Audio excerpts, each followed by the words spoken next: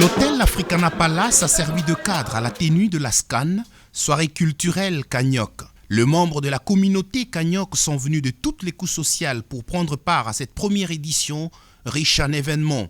L'objectif poursuivi est de promouvoir la culture Kanyok ainsi que la langue qui risque de disparaître alors qu'il est un patrimoine culturel et matériel à sauvegarder.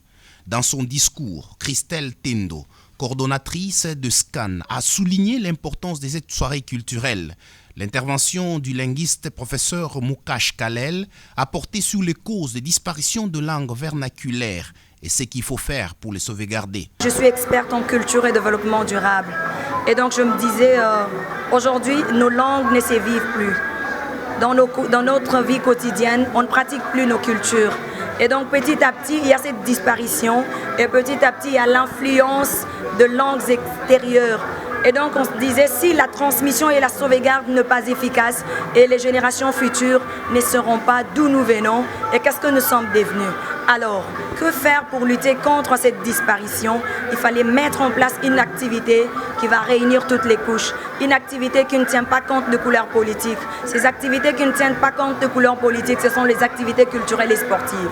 Et je suis très persuadée que cette soirée culturelle, au-delà que ça donne la joie, ça a encore redonné la vie à notre tribu, le peuple Kanyok, un peuple guerrier, mais aussi un peuple intègre et un peuple honnête.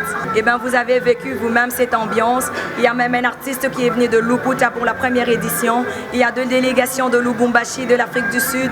Partout dans le monde, on nous a suivis en direct. Mais vous comprendrez que ce peuple avait besoin de cette activité.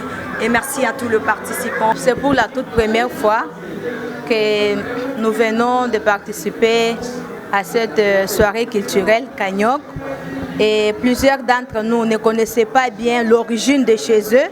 Mais aujourd'hui, ils ont vraiment ajouté un de plus parce que nous avons eu le modérateur qui nous a encore beaucoup expliqué sur la communauté Kanyok. Nous sommes vraiment ravis et ça nous aide et on nous a même conseillé de nous unir, de nous tenir vraiment main à main pour aller de l'avant. C'est vraiment une bonne initiative. Lorsqu'une langue disparaît, comme dit le professeur Moufuta, l'UNESCO aussi dit la même chose, eh bien, il y a des éléments du patrimoine culturel, du patrimoine immatériel de l'humanité qui disparaissent. Oui. Par exemple, les contes, les mythes, les proverbes et tout ça. Quand une langue disparaît, eh bien, elle part avec tout.